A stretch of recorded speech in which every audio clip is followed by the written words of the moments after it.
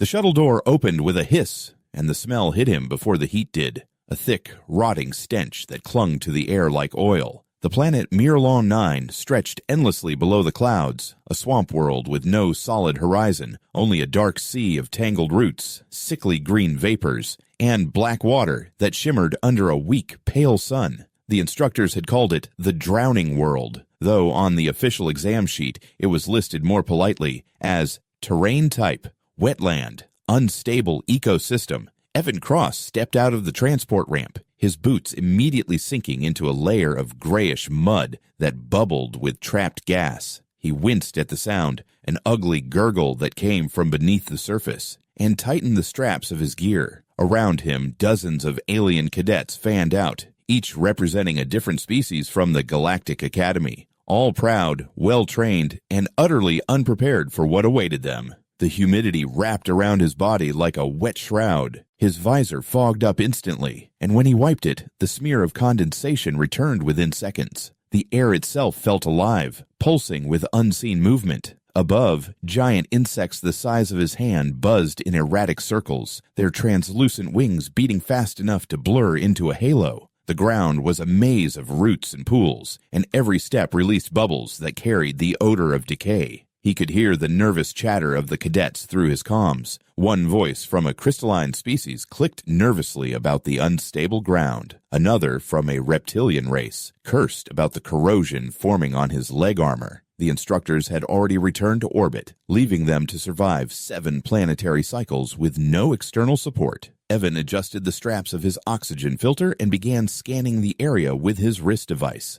The readings were not comforting. Fluctuating pH levels in the water, airborne spores, and traces of methane thick enough to ignite with the smallest spark. He turned off the scanner and looked out over the horizon. Everything looked the same gray-green hue, the same glistening surface reflecting a sky heavy with toxic clouds. The only movement came from ripples spreading silently under the murk, hinting at the presence of something large below. One of the alien cadets, a tall insectoid creature named Sryle, stomped past him, cursing in her native language as her lower legs vanished into the mud. She hissed, trying to pull free, but the swamp seemed to swallow her further. Another cadet rushed to help, only to lose balance and plunge waist-deep into the sludge. Evan didn't move to assist, not out of cruelty, but because he was studying the way the mud behaved. The more they fought, the deeper they sank. The pressure pockets trapped beneath the surface acted like quicksand mixed with glue. Every motion made it worse. He made a mental note. Movement equals descent. When the others finally managed to drag themselves free, covered in slime, he already knew what he would and would not do. As the hours passed, the swamp revealed its rhythm. The tide here wasn't oceanic. It was chemical. At regular intervals, bubbles erupted from the ground, releasing bursts of acidic mist that drifted low and clung to the vegetation. The smell of it burned his throat. Some of the alien cadets attempted to set up camp on raised roots, using synthetic fabric tents that were supposed to resist corrosion.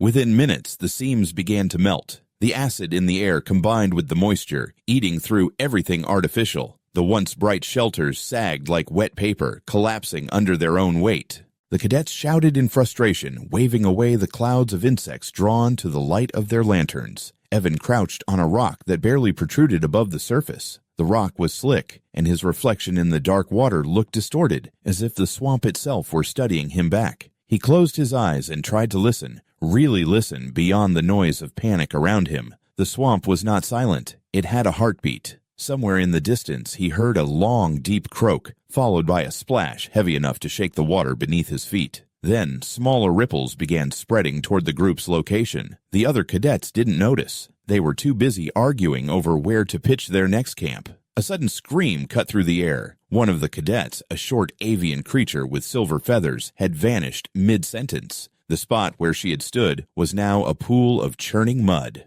A red bubble rose to the surface and burst. The group froze. Evan watched the mud settle, saw the faint swirl of movement beneath it, and recognized it as predatory behavior, a large creature attacking from below, sensing vibrations in the mud. He remembered a passage from a survival manual he had studied weeks before. On volatile worlds, motion attracts attention. Stillness keeps you invisible. He didn't run like the others did. He He stood perfectly still and waited until the water grew calm again.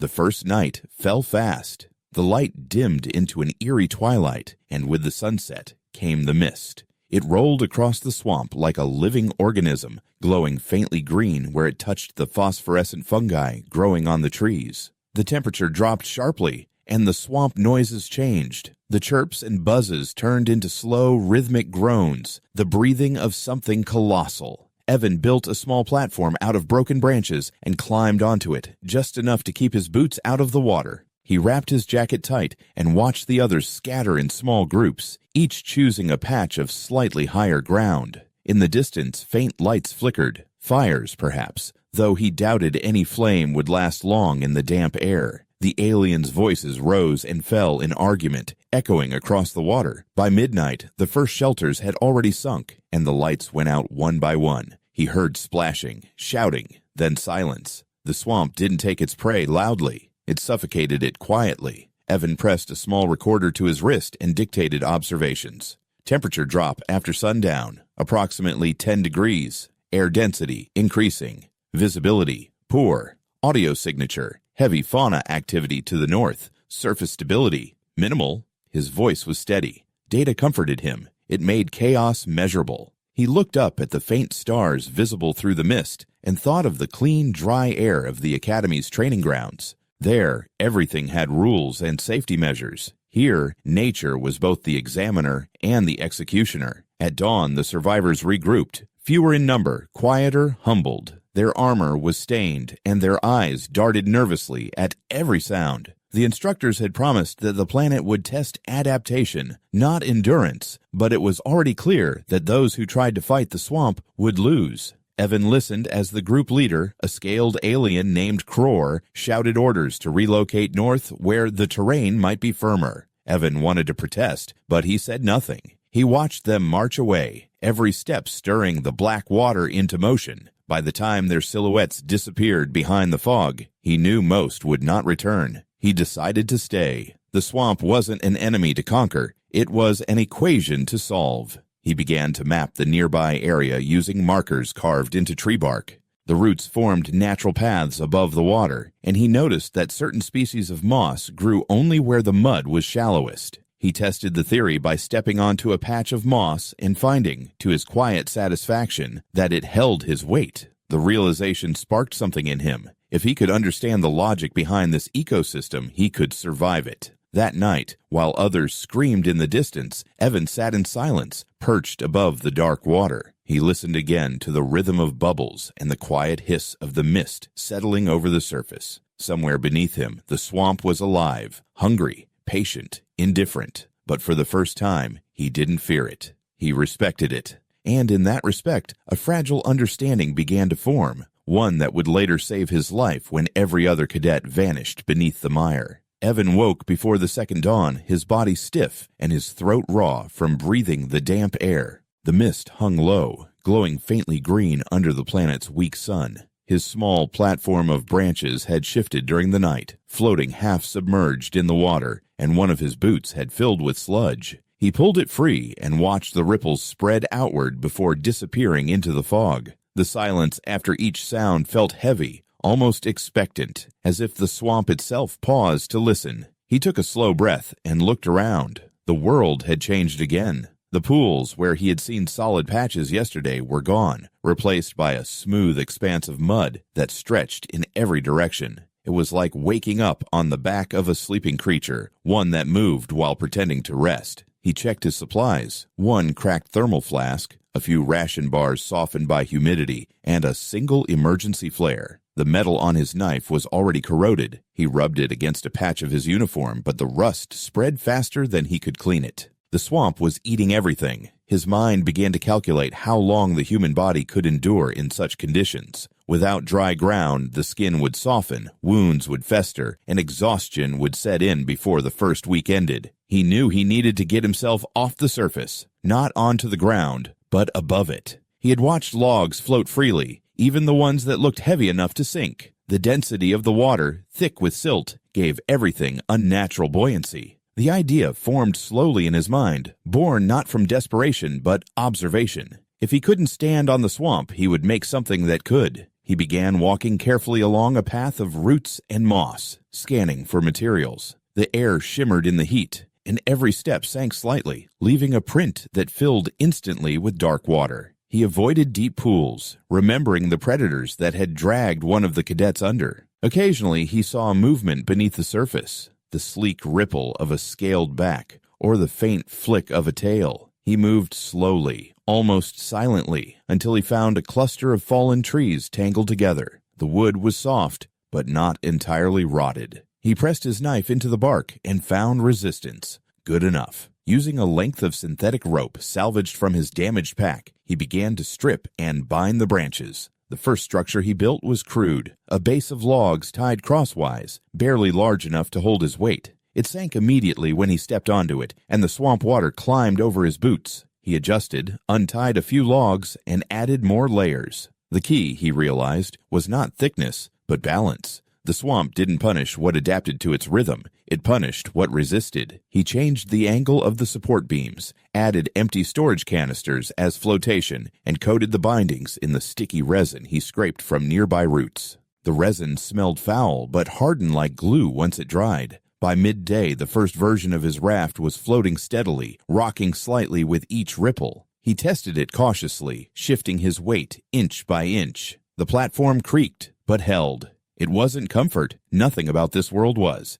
but it was stability. He felt a small flicker of triumph, not pride exactly, but the satisfaction of solving a puzzle that had no clear rules. From his new height, only a few feet above the swamp, the world looked different. The horizon wasn't endless despair anymore. It was open possibility. He could see clusters of vegetation, patterns in the movement of the water, and dark silhouettes of creatures sliding through the mist. He realized how much he had missed perspective, the simple human need to look down upon danger instead of drowning in it. The first to notice his creation was a reptilian cadet named Cror, who had returned with 3 others after failing to find the so-called firmer ground. They were exhausted, their armor stained and half dissolved. When Cror saw the raft, his scaled face twisted with disbelief. "That won't last an hour," he said, spitting mud.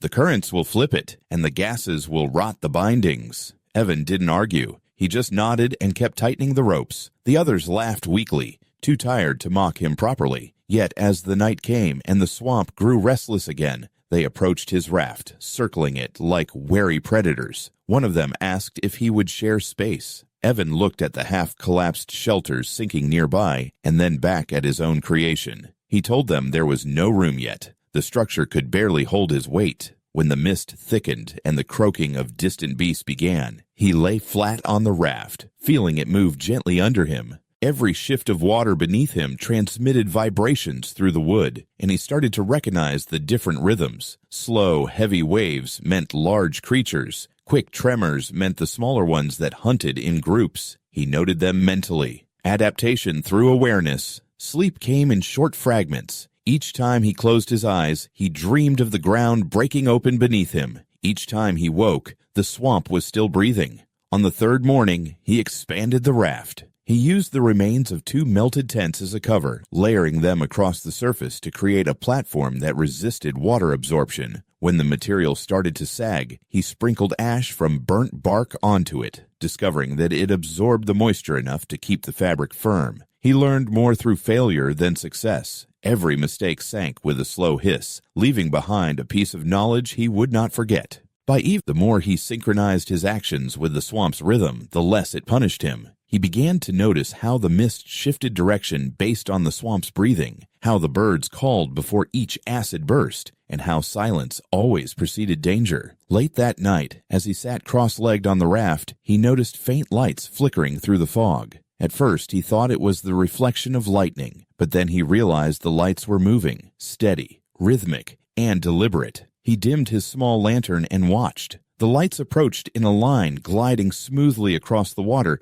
then suddenly vanished. Moments later, a soft sound echoed, like the exhale of a massive creature beneath the surface. Evan didn't move. His instincts screamed at him to stay still. A dark shape broke the water about 20 meters away. A fin, long and sharp, followed by a massive tail. The creature passed under his raft, and the wood trembled but didn't break. The beast moved on uninterested. He exhaled slowly, realizing how fragile his existence had become. When morning returned, the other cadets were gone. Their tracks led into the swamp, and the remnants of their shelters floated aimlessly. He didn't search for them. He had seen enough to know what that meant. He spent the day strengthening the raft, using vines that he braided tightly around the frame. The texture of the vines changed when exposed to heat, so he used friction to warm them, causing them to contract and reinforce the joints. By dusk, his floating platform looked less like a makeshift survival tool and more like a deliberate construct, a small island in a world that devoured everything standing still. As he sat on the edge, legs dangling above the dark water, he realized how quiet it had become.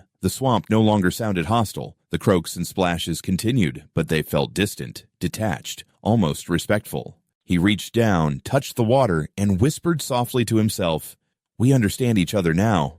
In that moment, he wasn't a cadet struggling to survive an exam. He was a living part of the swamp's logic, one who had learned to float when others had drowned. By the time the third sun cycle rose, the swamp had become unbearably still. The air hung heavy, too quiet, as if even the insects refused to move. Evan sat on his raft, watching the oily surface of the water pulse with slow waves from something shifting below. The mist was thinner this morning, revealing the black trees rising like skeletal towers in every direction. The smell of decay had grown stronger, sharper, mixed now with the stench of rotting flesh. Somewhere close, a carcass was decomposing, maybe one of the lost cadets, maybe one of the swamp's own creatures. He had stopped distinguishing between the two. The swamp consumed everything equally. He hadn't eaten in 2 days. His supply of ration bars had dissolved into mush, useless from the moisture. Hunger gnawed at him, dull at first, then burning, forcing him to focus. He needed food, and not just scraps to survive, something substantial enough to keep his body strong. His raft drifted slightly with the current, brushing against a root cluster. He noticed small ripples where the surface broke, followed by flashes of silver beneath the water. Fish. He froze, watching. They weren't large, but they moved in dense schools, darting between the roots like living shards of metal. His pulse quickened. He pulled out the broken rod from his pack, once a part of his damaged tent frame, and sharpened one end with the corroded knife. Then he stripped fibers from the vines he'd used for binding and braided them tightly to make a crude cord. The process took hours. His fingers were raw, and his nails were lined with grime. When he finally finished, he crouched low on the raft, letting the tip of the spear rest in the water. He waited motionless, the way he had learned to wait when he listened to the swamp's rhythm. The first strike missed completely, and the splash sent the fish scattering. He bit down frustration. The second strike grazed something soft, but the shaft slipped through his hand, leaving him empty. He took a slow breath, closed his eyes, and listened again. When he moved the third time, it was with instinct, not calculation, and this time the spear pierced flesh. The fish was small but vibrant, with translucent skin that glowed faintly in the dim light. He hauled it onto the raft, its tail slapping weakly against the wood. He watched it for a moment, almost apologetically, then struck it once more to end the movement. The silence that followed was satisfying in its finality. He cleaned the creature with the edge of his knife and found the flesh firm, slightly pink, not foul-smelling. It would work. The problem was how to cook it without poisoning himself or revealing his position to predators. Fire was both salvation and danger. He remembered his training. Fire could be made from almost anything, but here, the air itself was a trap. The high methane levels could turn a single spark into a death sentence. He couldn't build it on the raft. It would burn his only shelter. He needed a platform that wouldn't sink or ignite. He scanned the area until he found a cluster of thick roots jutting from the water. They were slick but firm, twisted together like a natural nest. He paddled toward them with a broken branch, testing the ground beneath. It was shallow enough to wade. Carefully, he anchored his raft to the roots and stepped into the knee-deep muck. The ground trembled slightly under his weight, but held. He gathered resin from the red trees nearby, mixing it with dry bark he peeled from their upper trunks. When struck together, the pieces sparked faintly. He built a small mound on a root platform, layered it with resin, and struck until a faint flame appeared. The moment it caught, he almost panicked. The flame hissed loudly, feeding hungrily on the air. But it didn't explode. The methane level here must have been lower than near open water. He crouched low, feeding it slowly with dry fragments until the flame stabilized into a steady glow. Smoke rose in lazy spirals, blue and thin at first, then darkening as the bark caught fully. The smell was strangely sweet, mixed with a hint of sap. He skewered the fish and held it above the fire, turning it carefully. The smell of cooked flesh filled the air, a scent so out of place in this rotten world that it almost felt divine. His stomach twisted with anticipation. When the edges of the meat began to crisp, he lowered it, took a cautious bite, and closed his eyes. It was bitter, oily, but real. Warm food after days of hunger. He ate slowly, savoring every fiber, and felt strength return to his limbs. But the smoke brought attention. He saw it first in the change of air, a ripple spreading outward, as if something massive had shifted below the surface. Then came the faint hiss, followed by bubbles breaking the water near his raft. He extinguished the fire immediately, smothering it with wet bark, but the smell of smoke lingered. The swamp had noticed. He climbed back onto the raft and pushed away from the roots, watching the surface where the bubbles had appeared. For several long minutes, nothing happened. Then a shape emerged, a long, serpentine body gliding just beneath the water. The creature's back shimmered like wet glass, translucent and ghostly. It circled once, twice, then vanished. Evan waited, holding his breath. The water was still again, but the feeling of being watched didn't fade. He knew he had made himself visible in the food chain. Smoke was not just light, it was scent. And scent meant heat, and heat meant prey. He couldn't give up fire, though. Fire was life, and he needed it to last. He had to make it smarter. The next morning, he experimented. He collected more bark and resin, but burned them in smaller quantities, feeding the fire intermittently instead of continuously. The smoke was thinner now, less likely to draw attention. He used the flame not just to cook, but to dry strips of fish, creating a stock of food that could last longer. He built a rack out of twigs above the raft and hung the strips in the rising heat. The air filled with a faint scent of charred oil. He realized the smoke itself was a weapon, not against the swamp, but for it. The insects that had tormented him since arrival avoided the smoke entirely, circling wide around his raft. Even the leeches that clung to the water's surface drifted away. The fire had changed everything. As the day went on, he noticed something else. The swamp animals seemed to have learned to associate fire with danger. Once, a smaller predator, a slick-bodied amphibian with fangs, tried to climb onto his raft. He grabbed a burning stick from the rack and waved it toward the creature. The flame's reflection flickered across its eyes, and it recoiled instantly, sliding back into the water. The fire didn't just protect him, it commanded respect. It made him visible in a way that said, "This territory is taken." He began to build routines. Every morning, he would light the small fire on the root platform, cook his food, and then douse it completely before drifting farther into the swamp to collect resources. At night, he would relight it, keeping the flame low enough not to be seen from a distance, but bright enough to cast a circle of safety. The glow became his companion, the only living thing that didn't want to consume him. He talked, the shapes came closer, and then one slipped under without a trace. The other lingered for a moment, its hand breaking the surface, pale and limp.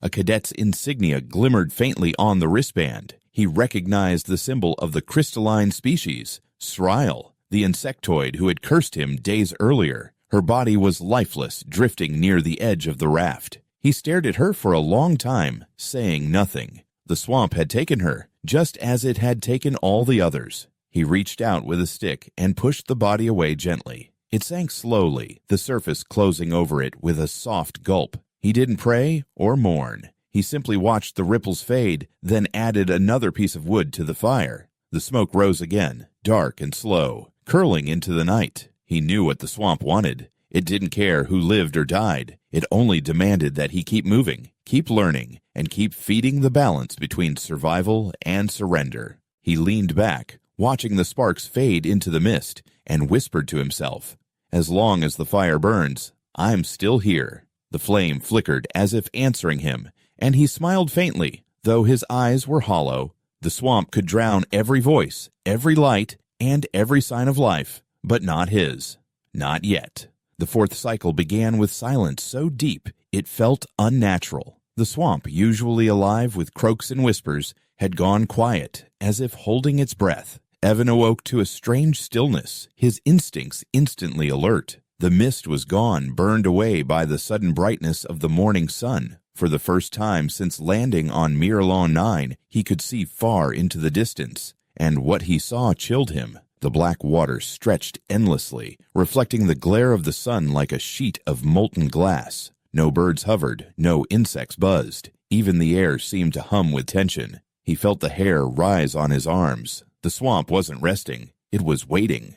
He pushed himself up from his raft and scanned the horizon. The fish that had once swarmed below were gone. The surface was still, except for the faint, concentric ripples spreading outward from somewhere unseen. He could sense movement far beneath, something vast and deliberate. The swamp's predators had awakened. He'd heard rumors during the Academy's training lectures, whispers about a species known as the Vire serpents, amphibious beasts as long as a shuttle, with skin that refracted light to mimic the water around them. It was said they hunted by sensing vibrations and heat, able to strike with perfect accuracy in the dark. The instructors had spoken of them in passing, as if the chance of encountering one was negligible. But now, watching the strange distortion moving under the water, he knew the stories had been true. He checked his small fire pit on the root cluster nearby. The embers still glowed faintly, a comforting orange pulse in the shadow of danger. He added a few twigs to revive it, and quickly built up smoke using damp bark. The gray cloud rose slowly, swirling in lazy circles. It wasn't just to cook food anymore,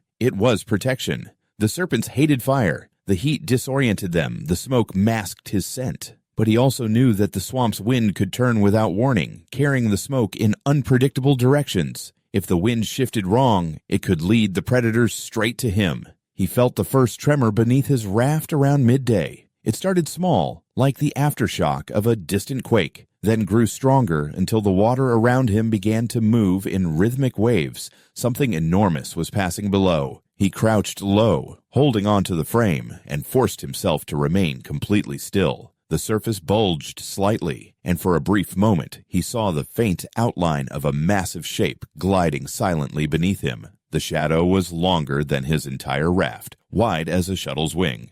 He held his breath, afraid even the vibration of his heartbeat might betray him. Then the shadow passed, fading back into the depths. He knew this calm wouldn't last. Once the serpents found food, they returned in packs. He had seen the pattern with smaller predators, a single scout. Then the rest followed. He needed to prepare, not for one encounter, but for a siege. He began working quickly, gathering branches and resin, creating makeshift torches from vine-wrapped sticks. He arranged them around his raft, tying them upright so they could be lit in seconds. The sun blazed above, drying the air, but it did little to ease the chill that settled inside him. Every instinct screamed that the swamp was about to erupt. By the time dusk fell, the silence had deepened again. Even the air had changed, thicker, heavier, charged with static. He watched as the sun sank behind the trees, turning the sky to molten red. Then came the first sound, a low, guttural rumble that rose from the depths, followed by the slap of something massive breaking the surface far away. The echo rolled across the swamp like thunder. Another followed, closer this time. The Vire serpents were hunting. Evan lit the first torch. The flame leapt to life, crackling in defiance of the darkness spreading around him. He moved methodically, lighting one after another until a ring of fire surrounded his raft, each torch burning with a steady orange glow. The reflection danced on the water, turning the swamp into a field of flickering light. For a while, the predators kept their distance. He could hear them circling, the subtle hiss of scales gliding through water, the occasional plop of a massive tail flicking the surface. He gripped his spear tightly, scanning every direction, knowing they were testing him. The first attack came without warning. A violent surge erupted on his right, sending water and mud spraying high into the air. A serpent lunged, its head enormous, mouth lined with rows of needle-like teeth. Its skin shimmered, blending perfectly with the reflection of the fire.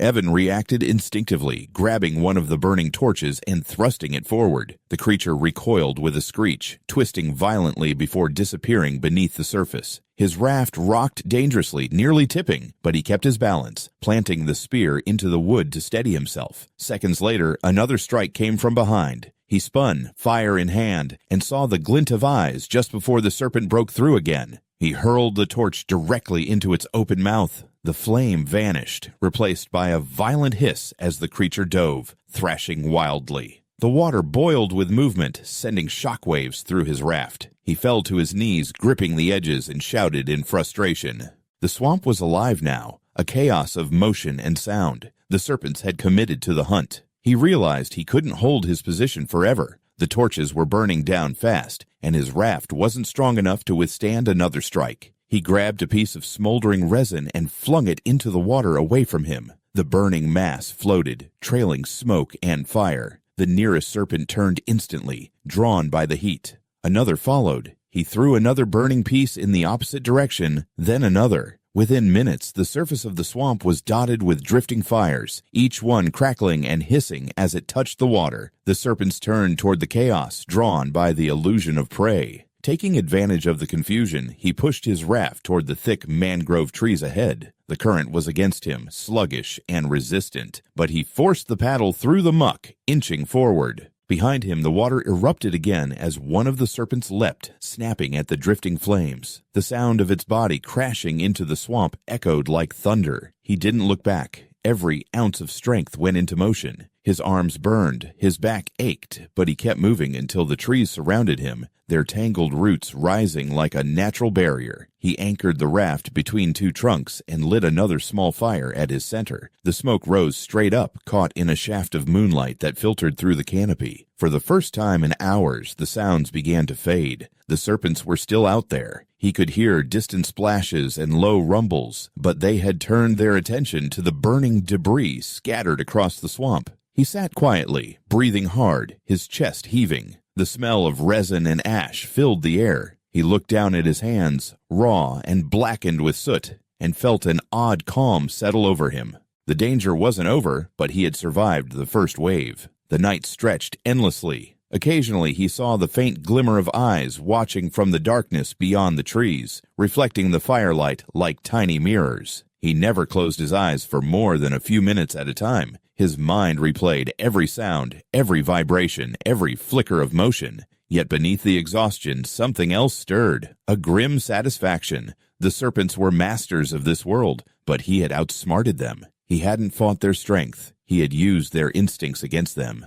When dawn finally broke, the swamp looked like a battlefield. The water was littered with burnt branches, floating embers, and patches of scorched film where the resin had burned. The air smelled of sulfur and smoke. No serpent surfaced. The swamp had gone still again, this time not with anticipation, but with uneasy silence. Evan sat on his raft, shoulders slumped, watching the first light spread across the horizon. His face was streaked with ash, his lips cracked and dry, but his eyes were steady. He took out his small recorder and spoke hoarsely into it. Predator behavior, confirmed heat and light attraction. Fire works as both distraction and deterrent. Movement must be minimal. Light equals survival. His voice trembled slightly, not from fear, but from fatigue. He ended the recording and leaned back against the wood, staring at the faint trails of smoke curling upward. He knew the swamp had not finished testing him. It never would. It was a living, breathing intelligence, patient and merciless. But he had found its weakness, not in its strength, but in its predictability. The fire had given him more than warmth or food. It had given him control. And in a world where everything was sinking, that control was the only thing keeping him afloat. The fifth dawn came quietly, without mist, without color. The sun rose as a dull orange disk behind a thin veil of smoke that had not yet cleared from the night's fires. Evan sat motionless on his raft, staring at the black water that reflected his hollow face. His eyes had changed, no longer wide with fear, no longer bright with hope. They were still and calculating, like the swamp itself. Every movement around him was slow now, deliberate. The swamp had accepted him in its own cruel way, and he had learned to exist within its pulse. He was no longer a stranger here. He was part of it. The air was dry, which was unusual for Miralon 9. The constant humidity had lifted, leaving behind a brittle silence that made even his breathing sound too loud. The fires he had set the night before had burned through the night and eventually died on their own, leaving thin ribbons of ash drifting on the surface like veins of gray glass. He ran his hand through the water, feeling its warmth from the residual heat. Somewhere far away, a bird screamed, short, sharp, almost mechanical. Then the sound was swallowed by the endless quiet. He reached for his recorder and pressed the button, his voice hoarse from smoke and thirst. Cycle 13. Air composition stable. No predator activity detected since last contact.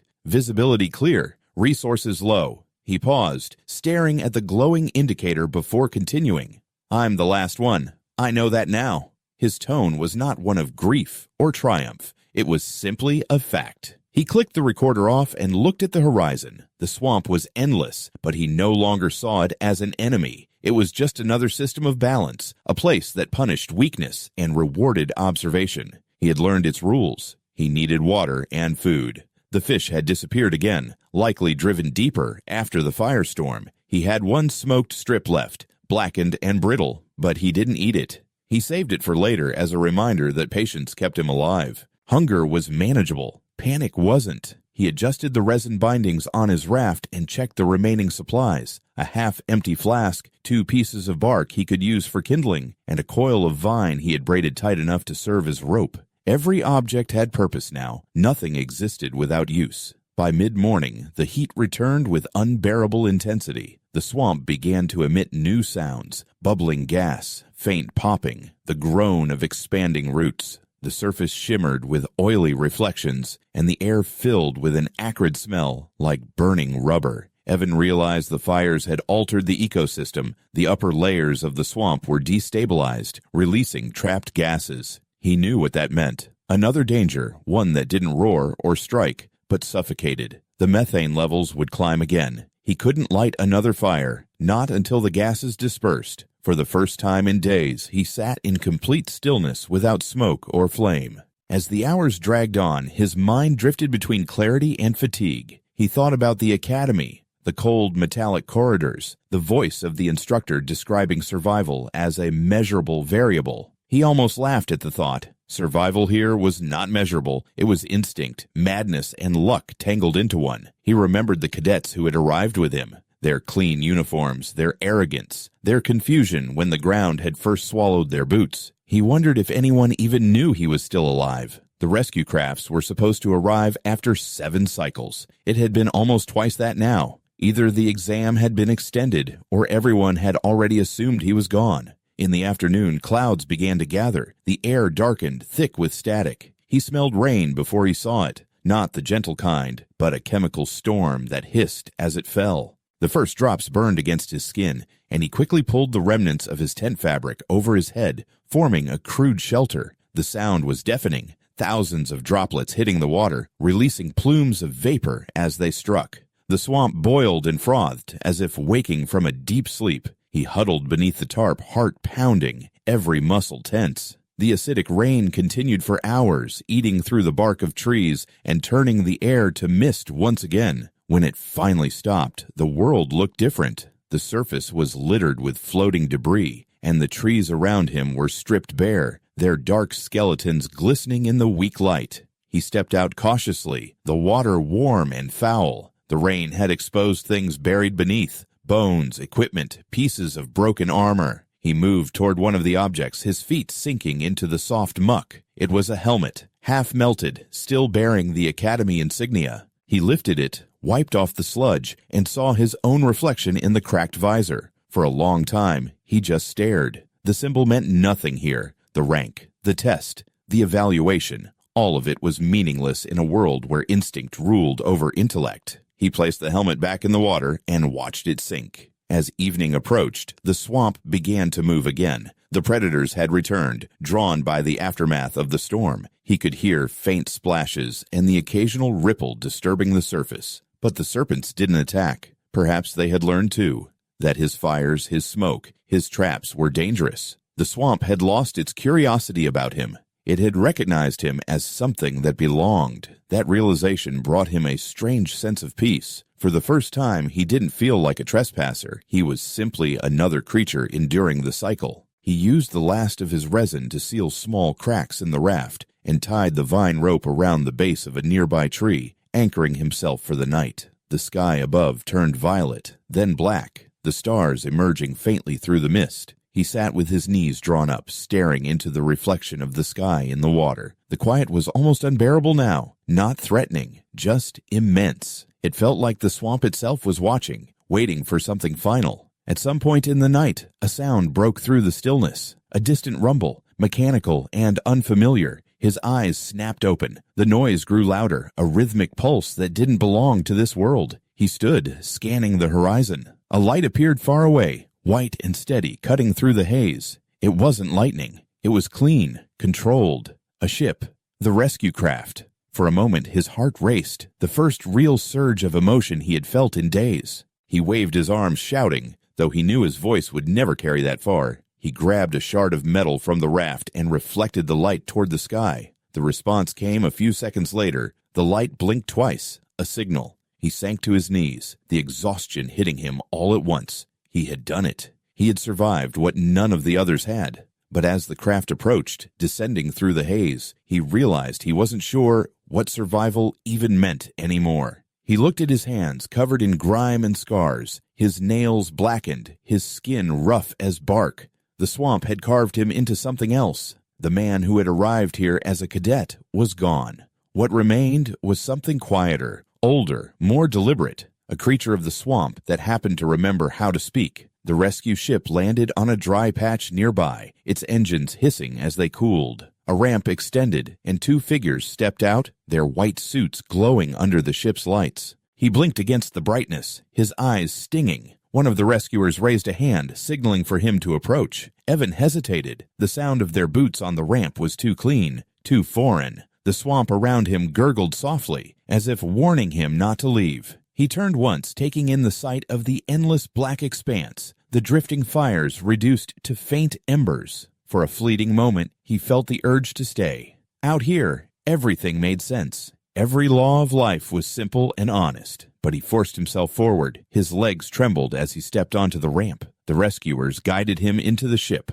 where sterile light and recycled air filled his lungs. It felt wrong, too dry, too pure. One of the rescuers asked him something, but the words sounded distant, muffled. He closed his eyes and leaned against the wall, feeling the vibration of the engines as they lifted off. The ship rose, leaving the swamp below, its dark waters shrinking into a web of reflective veins. Through the viewport, he watched Miralon 9 fade into the distance, a glistening wound of green and black in the void. The swamp would heal itself, as it always did. It would swallow his raft, his fires, his footprints, until there was no trace left of the human who had endured it. He pressed his palm against the glass and whispered softly, almost to himself, "You win. But so do I." When the ship broke through the atmosphere, the light washed over him, clean, golden, alien to the world he had survived. The others would call it a triumph, a miracle, a testament to human resilience. But he knew better. The swamp hadn't spared him because he was strong. It had spared him because he had learned its language. And as he closed his eyes and let the hum of the engines carry him home, he knew that part of him would never leave Miralon 9. The swamp had taken the cadet and given back something else entirely.